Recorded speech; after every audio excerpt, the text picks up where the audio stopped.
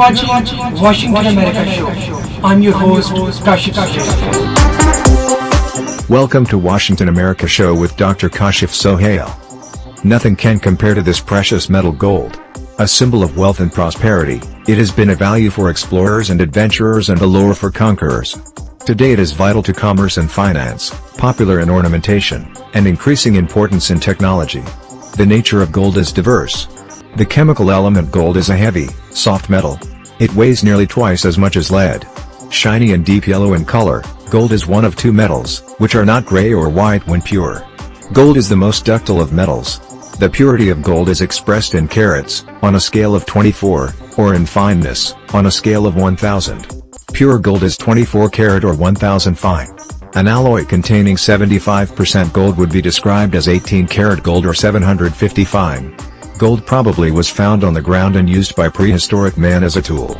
Highly sophisticated gold art objects and jewelry discovered by archaeologists in the royal tombs at Ur, in what is now southern Iraq, date back to around 3000 BC. Similarly, goldsmiths of the Chavin civilization in Peru were making ornaments by hammering and embossing gold by 1200 BC. Gold is one of the oldest and most valuable metals on Earth, and as such nobody knows the actual time or date when gold history began. Although Egyptian historians claim that gold history began as far back as 3600 BC. According to them, humans have been taken up with the luster and splendor of gold since that time. According to some other historians, gold history began about 6,000 years ago when people started making use of it to make jewelry and other adorning ornaments in Eastern Europe, Egypt, and gold is a very common mineral that is mined and processed in the United States and all over the world.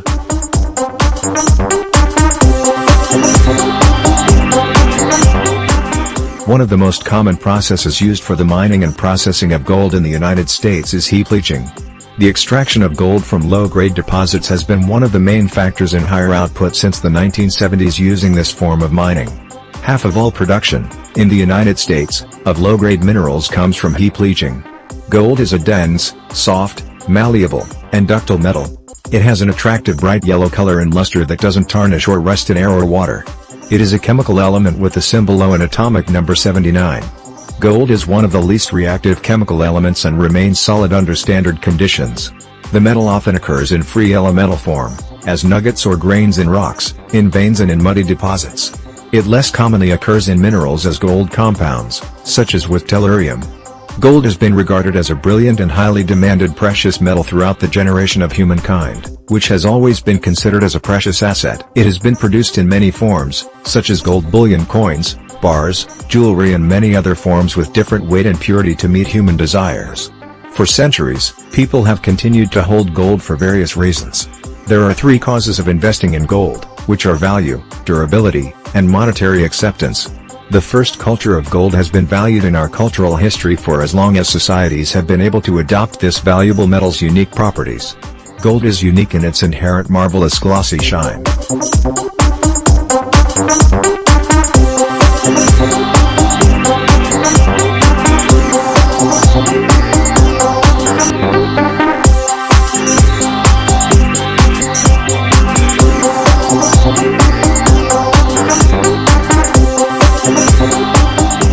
Gold is particularly malleable, conducts electricity, doesn't blemish, and blends well with other metals.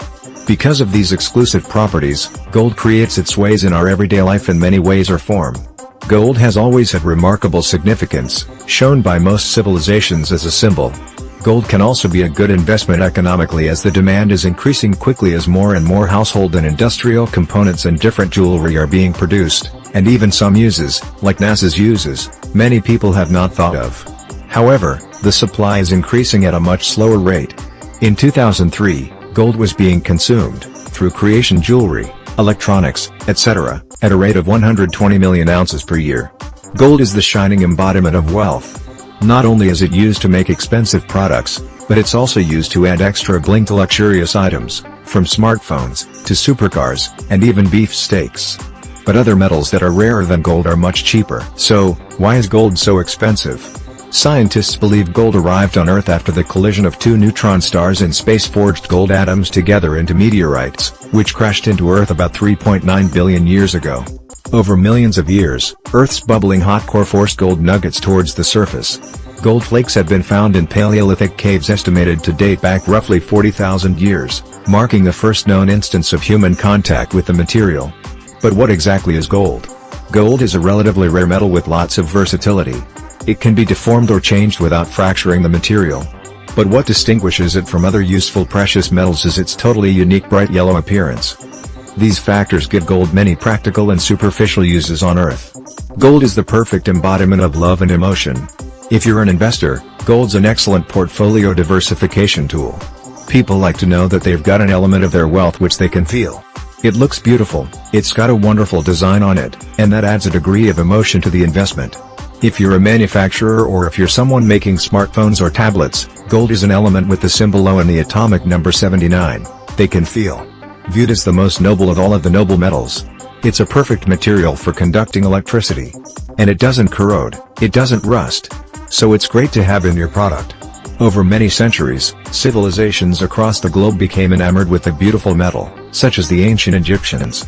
Not only did they use it as a currency, they also buried themselves in gold, believing it to be the flesh of the gods. In fact, King Tutankhamun was laid to rest in 3 gold-wrapped coffins, the innermost of which was made from sheets of pure, beaten gold, which would now be worth over $1 million.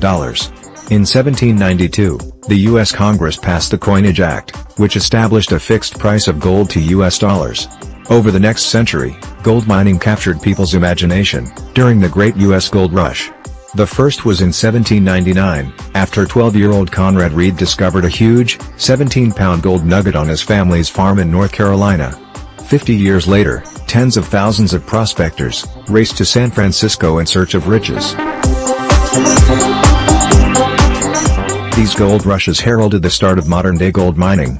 Despite humans mining gold for millennia, the complexity of this process hasn't changed. Hewitt, mining is just as challenging and difficult as it's ever been before. What's changed, probably, is the labor intensity in some mines, as people have increasingly used technology. But some of the challenges aren't necessarily associated purely with mine production. They could be associated with the environments within which they're operating, and licenses that people need to operate, whether it's a formal license from a government or a social license from a local community. Those are still challenges that mining companies need to navigate and kind of work their way through. And that contributes to the complexity of mine production today, probably just as much as it did many, many years ago. Identifying gold mines is a daunting task. It can take up to 10 years for geologists, chemists, and engineers to examine a potential site. And even then, the likelihood of a mine being developed into a productive gold mine is less than 0.1%. Only 10% of these sites contain enough gold to justify further development. But above ground, gold is everywhere. On our fingers, around our necks, and even in our mouths. Gold is used in medicine, architecture, and almost every electronic component.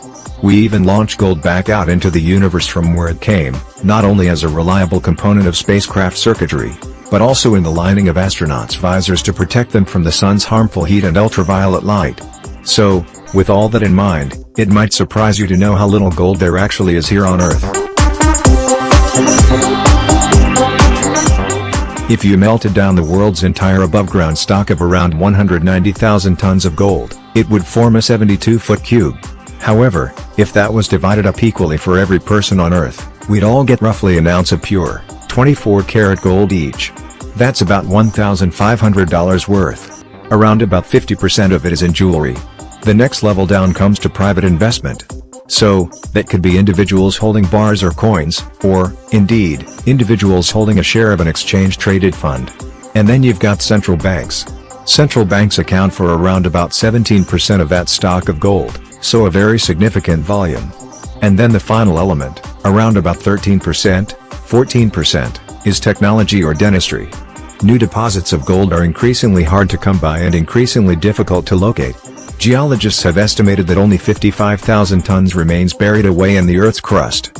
Which means, if current global mining rates continued, we could run out of newfound gold in just 20 years. So, as gold mining continues to slow and the costs associated with mining increase to meet the challenge of extraction, gold could become even more expensive. In medieval times, alchemists tried to achieve the seemingly impossible. They wanted to transform lowly lead into gleaming gold. History portrays these people as aged eccentrics, but if only they'd known that their dreams were actually achievable.